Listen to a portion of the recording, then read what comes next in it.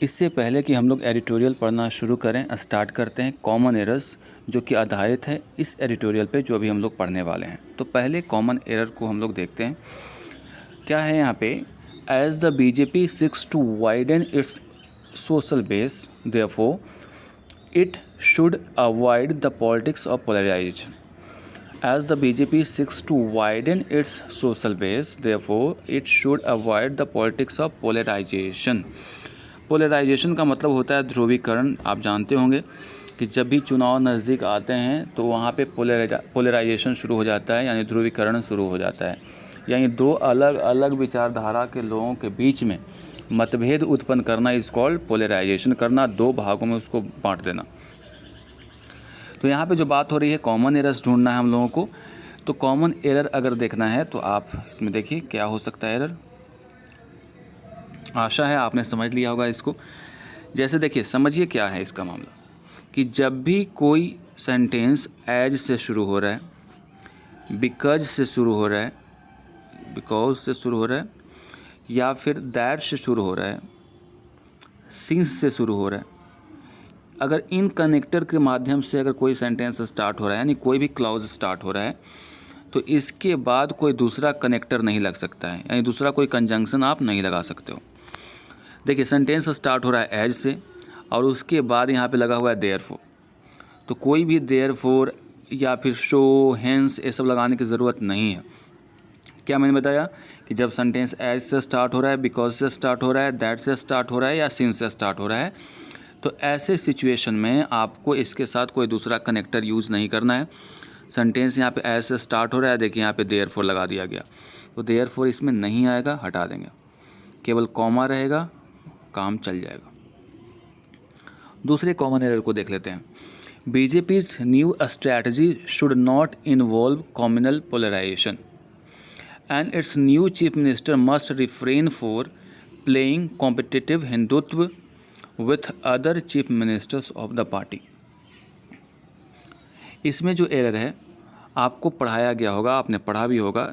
Refrain एक word होता है या एक और वर्ड होता है इससे मिलता जुलता, एब्सटेन। रिफ्रेन और एब्सटेन दोनों का मतलब क्या होता है, परहेज़ करना। और जब परहेज़ करने का सेंस आएगा तब आपको इसके साथ क्या लगाना है, फ्रॉम।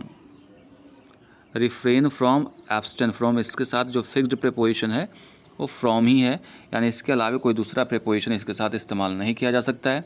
और आप देख सकते हैं रिफ्रेन के साथ यहाँ पे फोर लगा हुआ है, इसलिए एरर हो गया। आइए बात कर लें नंबर थर्ड की, जो कि आज का लास्ट होगा। Mister Yediyurappa has been the master mind of the party's rise in Karnataka and becomes the party's first chief minister in the southern state in 2008। इसको मैंने डिवाइड नहीं किया, तो ऐसे ही इसमें से ढूंढना है एरर अगर होगा तो। Mister Yediyurappa has been the master mind of the party's rise in Karnataka and becomes the party's first chief minister in a southern state in 2008। देखिए ऐसे ही अंडरलाइन है यहाँ पे, आप इसी से समझ सकते हैं कि यहाँ पे एरर है। सोचना यह है कि एरर क्या हो सकता है। कब की बात कही जा रही है, 2008 की बात कही जा रही है कि कर्नाटका के जो पहले चीफ मिनिस्टर के तौर पे वो आए थे, वो कब आए थे, 2008 में। तो became the party's first chief minister या बिकम्स होना क्या चाहिए, पास्ट की बात हो रही है तो यहाँ पे भी टू लगना चाहिए, तो बिकम्स को रिप्लेस कर देंगे बिकेम से। तो आज का कॉमन एरर यहीं तक है, जिसमें आपने देखा फर्स्ट वाले में कि क्या होना चाहिए कि एज से, सिंस से, दैट से या फिर बिकॉज से अगर सेंटेंस स्टार्ट होता है तो उसके साथ कोई दूसरा कनेक्टर नहीं आ सकता है, जो कि देयरफॉर था। और सेकंड वाले में आपने देखा कि रिफ्रेन के साथ जब भी लगेगा तो फ्रॉम लगेगा, इसमें फोर लगा हुआ है। और थर्ड वाले में चूँकि पास्ट का रेफरेंस दिया हुआ है इसलिए यहाँ पे बिकम्स नहीं बिकेम होगा। बात करते हैं ताज़ा घटनाक्रम पे आधारित एडिटोरियल के बारे में, जो कि है येदियुरप्पा के रेजिग्नेशन से रिलेटेड। आपने अगर न्यूज़ चैनल देखे होंगे या फिर कोई भी माध्यम से, सोशल मीडिया के माध्यम से एक न्यूज़ आपने ज़रूर देखा होगा कि यहाँ एक सत्ता परिवर्तन हुआ है कर्नाटक में, और वहाँ के जो चीफ मिनिस्टर थे, वर्तमान चीफ मिनिस्टर थे, वो उन्होंने क्या कर दिया, इस्तीफ़ा दे दिया। जैसा कि आपको पता है कि वहाँ पे जो लास्ट टाइम 2018 में इलेक्शन हुए थे तो वहाँ पे बीजेपी को मेजोरिटी नहीं मिल पाई थी, यानी वहाँ पे कांग्रेस और कुछ पार्टियों के गठबंधन से सरकार बन गई थी, लेकिन बीच में बीजेपी ने इंजीनियरिंग लगा करके, यानी वहाँ के तोड़ फोड़ करके कुछ नेताओं को, कुछ लीडर्स को अपने पार्टी में मिला करके वहाँ की सरकार को गिरा दी थी। तो अब वहाँ उसके बाद सरकार गिराने के बाद वहाँ के जो मुख्यमंत्री हैं येदियुरप्पा को बना दिया गया था, जो कि कई पिछले सेशन में भी वही थे, लेकिन इस अगर टर्म की बात करें तो 2 सालों तक यहाँ के मुख्यमंत्री रहे, उसके बाद इस्तीफा दे दिया गया उनके द्वारा। अब क्या इसमें मामला है समझते हैं, ठीक है। और इसको समझना जरूरी इसलिए है कि ये ताज़ा घटनाक्रम पर आधारित है और बीजेपी के जो माइंड सेट है उसको भी दर्शाता है कि कैसे क्या वो करना चाह रही है। क्या कहा गया पहले ही लाइन में, बहुत ही इंपॉर्टेंट फ्रेज़ है, change at the helm. Helm का मतलब क्या है यहाँ पे? शीर्ष, यानी शीर्ष जो स्तर है, यानी जो सबसे ऊपरी पोस्ट है उस पर बदलाव, ठीक है। चेंज एट द हेल्म का मतलब क्या हुआ कि उच्चतर जो पद है उसमें बदलाव। चेंज मतलब बदलाव, एट द हेल्म का मतलब होता है जो शीर्ष पे है। किसके बारे में बात कर रहे हैं हम लोग? ऑन येदियुरप्पास रेजिग्नेशन, येदियुरप्पा की जो रेजिग्नेशन है उसके बारे में, जो उन्होंने रिज़ाइन कर दिया है उसके बारे में हम लोग चर्चा करेंगे। एज द बीजेपी, ये जो पहला कॉमन एरर था आपका, as the BJP seeks to widen its social base. क्योंकि बीजेपी है वो चाहती है, सिक्स मतलब ट्राइज, मतलब चाहती है, वांट भी कर सकते हो, कोशिश करती है। वाइडन का मतलब होता है विस्तारित करना, इट्स मतलब अपना, सोशल बेस मतलब हुआ सामाजिक आधार। चूँकि बीजेपी अपना सामाजिक आधार को बढ़ाना चाहती है, it should avoid the politics of polarization. यानी बीजेपी को, इट किसके लिए आया? बीजेपी को अवॉइड करना चाहिए, बचना चाहिए। किस चीज़ से? जो पोलराइजेशन वाली पॉलिटिक्स है उससे बचना चाहिए। यानी जब बीजेपी चाहती है कि उसका सोशल आधार यानी सामाजिक आधार विस्तृत हो, फैले, तो ऐसे कंडीशन में बीजेपी को पोलराइजेशन वाली पॉलिटिक्स यानी ध्रुवीकरण वाली पॉलिटिक्स से बचना चाहिए। पोलराइजेशन का मतलब मैंने बता दिया आपको कि दो अलग अलग विचारधारा के लोगों के बीच में मतभेद पैदा करना, दोनों को पोल अपार्ट कर देना, दोनों में बंटवारा कर देना, उसी को बोलते हैं पोलराइजेशन। जैसे हिंदू और मुस्लिम के बीच में हमेशा से रहा है हमारे यहाँ। तो बीजेपी को इससे बचना चाहिए, एक कहना है लेखक का। आगे पढ़ते हैं क्या कहा गया यहाँ पे। By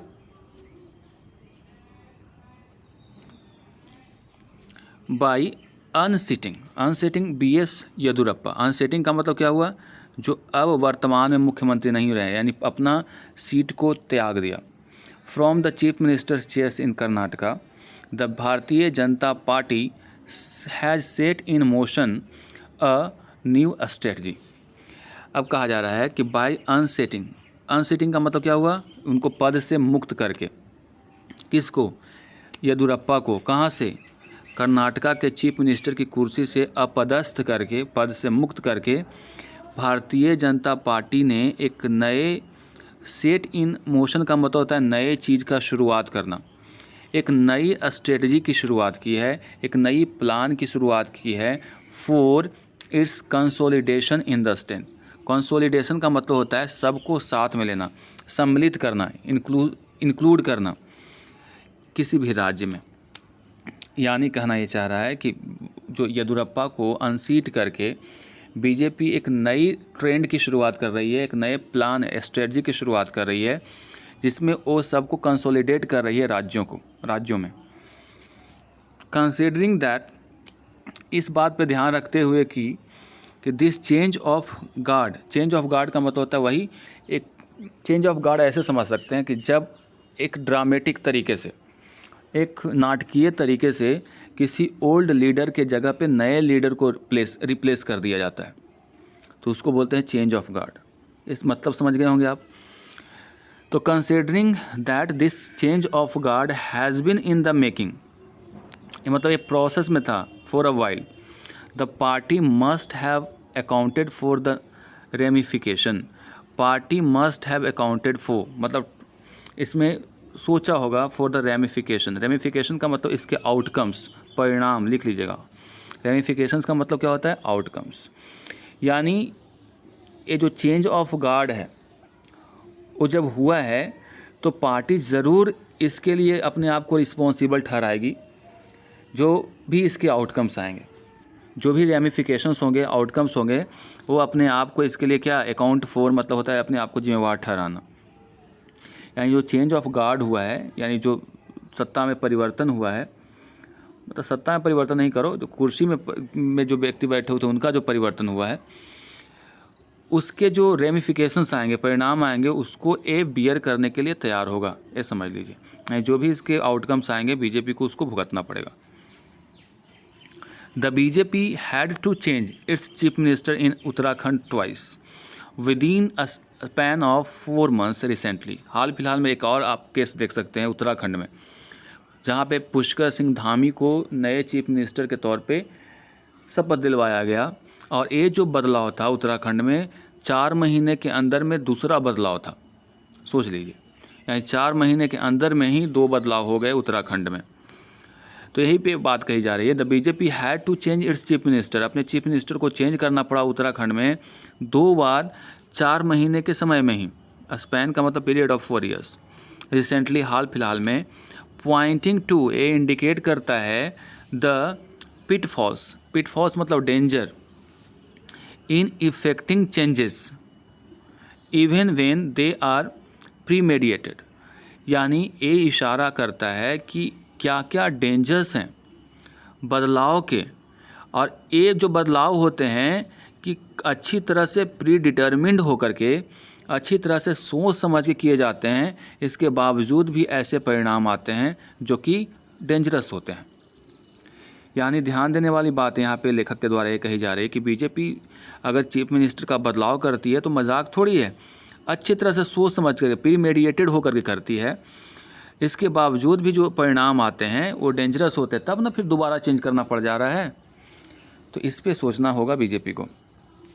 mister Yediyurappa is no push over and remains agile and active even at the age of 78। जो येदुरप्पा है, इज़ नो पुश ओवर का मतलब समझना पड़ेगा। पुश ओवर को ऐसे समझिए आप, पुश ओवर का मतलब होता है वीक, मतलब कमज़ोर कह सकते हो। नोट करते जाइएगा, पिटफॉल्स का मतलब क्या हुआ? डेंजर हो गया, और यहाँ पे पुश ओवर का मतलब क्या हुआ? वीक, कमज़ोर। तो कहा जा रहा है कि मिस्टर जो येदुरप्पा है इज़ नो पुश ओवर, एक कोई कमज़ोर व्यक्ति नहीं है, फीबल नहीं है। फीबल का मतलब भी कमज़ोर होता है, FEEBLE, फीबल, एक कमज़ोर नहीं है। एंड रिमेन्स अजाइल, अजाइल का मतलब होता है एक्टिव, यानी अजाइल का मतलब ऐसे भी कह सकते हो कि जो डोमिनेंट रहना। And active even at the age of 78, 78 साल की उम्र में भी वो अजाइल रहे, यानी एकदम शार्प रहे, तेज़ रहे। ये नहीं कि डोरमेंट होकर के, निष्क्रिय होकर के पड़े रहें। 78 के एज में भी वो बहुत ज़्यादा एक्टिव हैं और कोई कमज़ोर नेता नहीं है, ये भी समझ लो। ही हैज़ ऑलरेडी सेड, उन्होंने पहले ही कहा है, he would remain active in politics, वो पॉलिटिक्स में एक्टिव रहेंगे। एटलीस्ट फॉर नाउ, कम से कम अभी के लिए, he has no intention of crossing swords with the central leadership of the party. कम से कम अभी के लिए ही हैज़ नो इंटेंशन, उनके अंदर इरादा नहीं है किस चीज़ का? ऑफ क्रॉसिंग सोर्स का मतलब होता है दुश्मनी लेना। क्रॉस सोर्स का मतलब क्या होता है? किसी के प्रति आपका दुर्भावना होना, या फिर उसके प्रति लड़ाई, क्वारल का जो सेंस होता है वो आता है। यानी दुश्मनी विद द सेंट्रल, यानी अभी के लिए वो जो सेंट्रल लीडरशिप है पार्टी के, उसके साथ कोई दुश्मनी या लड़ाई लेना नहीं चाहते हैं।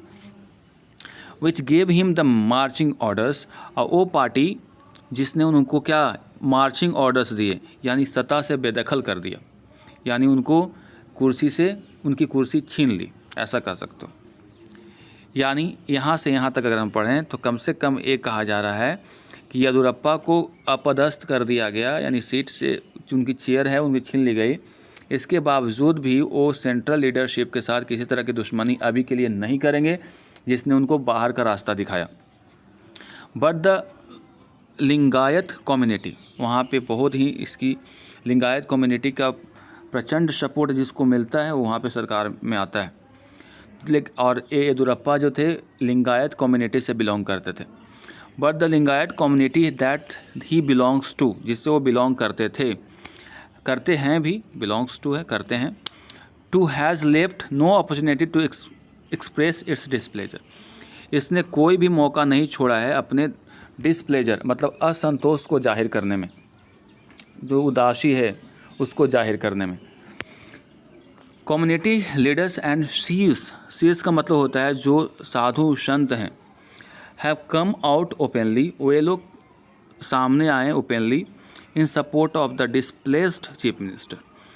यानी येदुरप्पा ने तो कुछ नहीं बोला, वो बोले कि नहीं मैं सेंट्रल लीडरशिप के साथ किसी तरह की दुश्मनी नहीं करना चाहता हूँ फ़िलहाल, लेकिन वो समाज जिससे वो बिलोंग करते थे, लिंगायत समाज, वो खुल करके सामने आया, उसके जो जितने भी साधु संत थे सब खुल करके सामने आए और सरकार के इस रवैया की आलोचना की और अपना जो डिसप्लेजर है, नाखुशी है, उन्हें उसे जाहिर किया। Lingayats from the axis of the BJP's social base in Karnataka. Lingayat जो हैं वो एक्सिस हैं, धुरी हैं जिसके ऊपर बीजेपी चलती है। तो अगर सामाजिक आधार की बात करें तो बीजेपी की जो सामाजिक आधार कर्नाटका में है उसकी एक एक्सिस है कौन? Lingayats. Mister Yediyurappa has been the master mind of the party's rise, यानी पार्टी की जो उत्थान हुआ है, राइज हुआ है, उसके जो कर्ता धर्ता कौन है, मास्टर माइंड कौन है, पायनियर कौन है, फाउंडर कौन है? वह है Yediyurappa in Karnataka. And became the party's first chief minister in the southern state, और पार्टी के पहले चीफ मिनिस्टर बने थे इन अ साउदर्न स्टेट, यानी साउथ में बीजेपी का उतना तगड़ा कोई टक्कर होता नहीं है, वो किससे वहाँ पे अपना ताकत आजमाती भी नहीं थी पहले, यानी अच्छा कोई सपोर्ट बेस भी नहीं है बीजेपी का साउथ में, लेकिन ये येदुरप्पा की वजह से वहाँ की इनकी जो पॉपुलैरिटी है, उनके मास्टर माइंड होने की वजह से पहली बार अगर देखें तो चीफ मिनिस्टर बना 2008 में। कहाँ? तो कर्नाटका की बात हो रही है। साउथ में बीजेपी का उतना कोई सपोर्ट है नहीं, अधिकांश राज्यों में हारती है, लेकिन फिर भी येदुरप्पा की वजह से, जो कि मास्टरमाइंड थे, 2008 में पहली बार वो चीफ मिनिस्टर, पार्टी के पहले चीफ मिनिस्टर के तौर पे शपथ ली थी। इन 2018 की बात है, the BJP did not win a majority. 2018 में बीजेपी ने मेजोरिटी नहीं, यानी जो बहुमत होता है, मेजोरिटी होता है, वो नहीं जीत पाई थी। बट अ ईयर लेटर, एक साल के बाद ही अंडरमाइंड मतलब होता है कमज़ोर कर देना, द कांग्रेस जनता दल, कांग्रेस जनता दल के जो गठबंधन वहाँ पे था, कोलिशन मतलब होता है गठबंधन, जो वहाँ पे गठबंधन था उसको क्या कर दिया? कमज़ोर कर दिया। अंडरमाइंड का मतलब कमज़ोर करना, कोलिशन का मतलब गठबंधन। कैसे कर दिया? Government by engineering defections. Engineering का मतलब होता है स्टार्ट करना, बिगिन करना, शुरुआत करना, काउज हैपन होना। डिफेक्शंस का मतलब होता है दल बदल, यानी जब आप के जो खिलाफ कोई चले जाते हैं, यानी डिफेक्शंस करके, दल को बदला करके, यानी लोगों को भड़का करके उसने क्या किया? वहाँ की जो सत्ता है, उनकी सरकार है, उसको गिरा दिया। 2 years लेटर, 2 सालों के बाद, he is handling over the bottom, leaving the fate of the defectors in the hands of the successor. 2 साल के बाद he is handing over the baton. Baton का मतलब यहाँ पे क्या है? जो भी उनको मिला था उसको हैंड ओवर करके, मतलब सौंपते हुए। Leaving the fate of the defectors, जो दूसरे पार्टी से आकर के आए थे, उनके जो फेट है, उनके भाग्य को हैंड ओवर करके जा रहे हैं अपने सक्सेसर, जो उनके बाद जो वहाँ पे चीफ मिनिस्टर बनेंगे उनके ऊपर। यानी अब ये तो जा रहे हैं, लेकिन जो बाहर से आए थे यहाँ पार्टी में शामिल हुए थे जो नेता, उनके भाग्य का फैसला अब आने वाले चीफ मिनिस्टर के ऊपर छोड़ करके वो चले गए। The BJP high command, high command का मतलब होता है हेड क्वार्टर्स, यानी दिल्ली की जो सरकार है उसकी बात हो रही है। Has been very of a strong regional leaders and very word का मतलब समझते हैं क्या होगा? वेरी मतलब होता है, समझ लो इसका मतलब कॉशियस मतलब क्या होता है? सावधान, अलर्ट। यानी बीजेपी जो हाई कमांड हेड क्वार्टर से वो अलर्ट है, किससे? स्ट्रॉन्ग रीजनल लीडर से। And mister Yediyurappa has given it to it no reason to relax. और जो मिस्टर येदियुरप्पा है उन्होंने कोई भी कारण नहीं दिया कि आप रिलैक्स रहिए। यानी कहना यह है कि जो बीजेपी है वो हमेशा से डरी हुई रहती है, उसके प्रति क्या होती है, सावधान रहती है कि जिसका बहुत ऊंचा कद होता है किसी स्टेट में, क्योंकि ज़्यादा अगर ऊंचा कद होगा तो बीजेपी के साथ बगावत करने की चांस हो सकती है पार्टी के साथ। His cunning has been a double edge sword. उसकी जो चतुराई है, कनिंग का मतलब क्या होता है, चतुराई, जो श्रीउड होता है, श्रीउड SHRE मतलब होता है क्या, धूर्त, धूर्त। तो इसकी जो चतुराई है, has been a double edged sword. Double edged sword का मतलब होता है दो धारी तलवार। दो धारी तलवार का मतलब होता है कि इसके अच्छे भी परिणाम हो सकते हैं, बुरे भी परिणाम हो सकते हैं। अच्छाई और बुराई दोनों है इसमें फॉर द पार्टी। यानी जो पार्टी के लिए दो धारी तलवार है, आपको इससे फ़ायदा भी हो सकता है तो इससे नुकसान भी हो सकता है। On the one hand it help the party's rise. एक तरफ तो येदियुरप्पा ने मदद की पार्टी के राइज में, but on the other hand he used to consolidate his own personal power. लेकिन दूसरी तरफ उन्होंने क्या किया कि अपने जो पावर है, पर्सनल पावर, उसको कंसोलिडेट करने का प्रयास किया। स्ट्रेंथन मतलब मजबूत करने का प्रयास किया गया। तो कंसोलिडेट का मतलब होता है मजबूत बनाना, स्ट्रेंथन करना। तो एक तरफ तो पार्टी के राइज में हेल्प कर रहे थे, लेकिन दूसरी तरफ वो क्या कर रहे थे, अपना पर्सनल पावर को और ताकतवर बना रहे थे। ही पार्टेड वेज का मतलब होता है रास्ता अलग करना। विद द पार्टी वंस, एक बार पार्टी से अपना रास्ता वो अलग कर लिए थे। And even went to jail, और वो जेल भी गए थे। ऑन करप्शन चार्जेज, किस मुद्दे पे, तो करप्शन के चार्जेज लगे थे इनके ऊपर, उस चार्ज में ये जेल भी गए थे। He has been brazen in promoting a son. Brazen का मतलब होता है बेशर्म होना, ब्लेटेंट होना एकदम।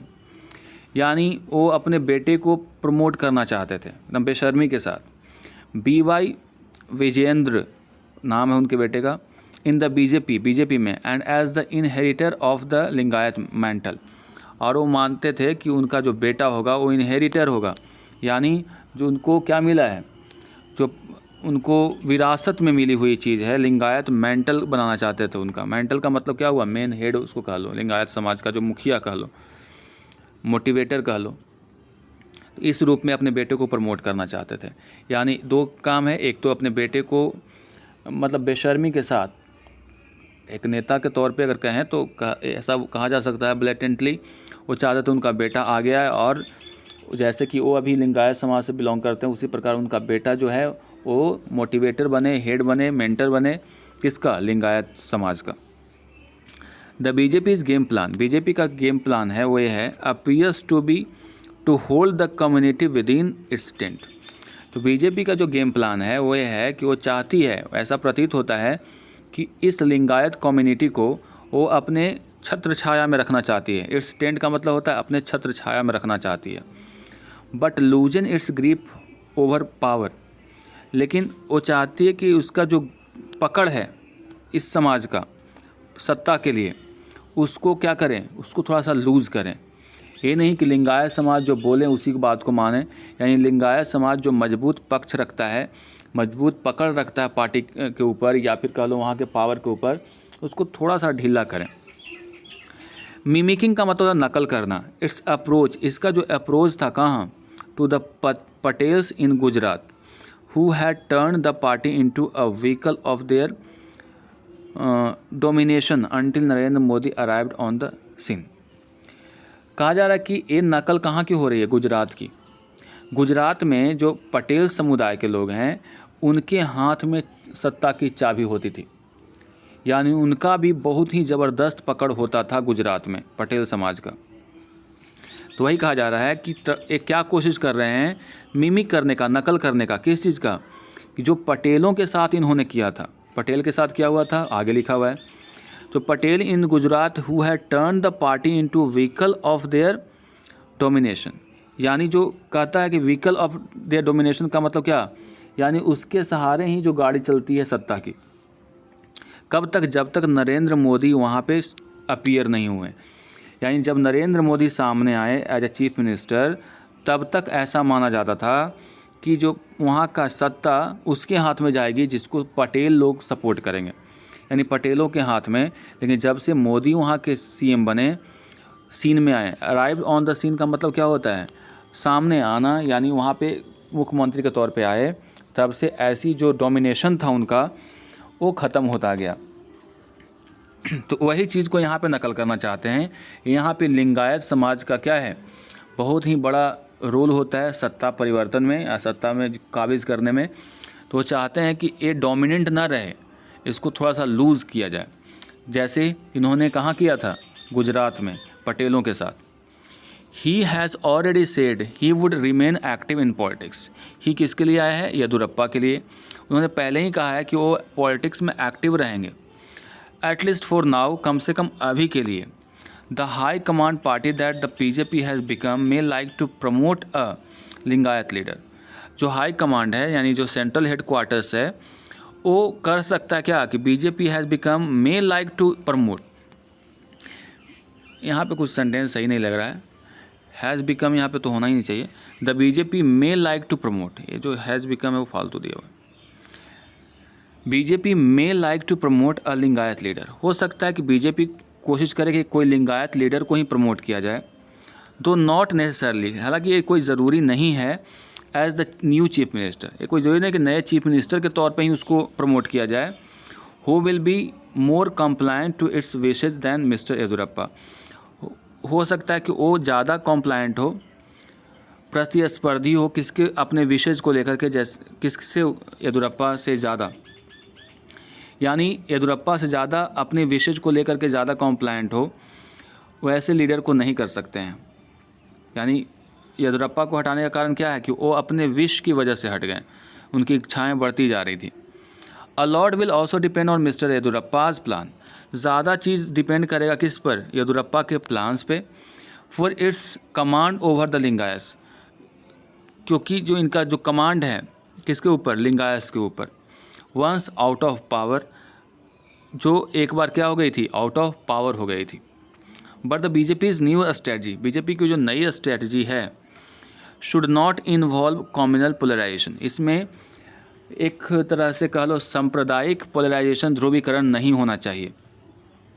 यानी ऐसा कोई प्लान लेकर के नहीं आना चाहिए जिसमें दो पोल को अलग अलग भागों में बांटने का प्रयास किया जाए, समाज को बांटने का प्रयास किया जाए।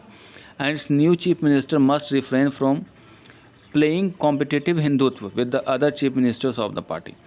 और इनका जो नया चीफ मिनिस्टर बनेगा उनको बचना चाहिए, रिफ्रेन फ्रॉम का मतलब क्या होता है, परहेज़ करना चाहिए, playing competitive Hindutva with the other chief minister of the party. Party के दूसरे चीफ मिनिस्टर के साथ एक तरह के प्रतिस्पर्धी हिंदुत्व का जो कार्ड होता है वो खेलते नज़र नहीं आना चाहिए।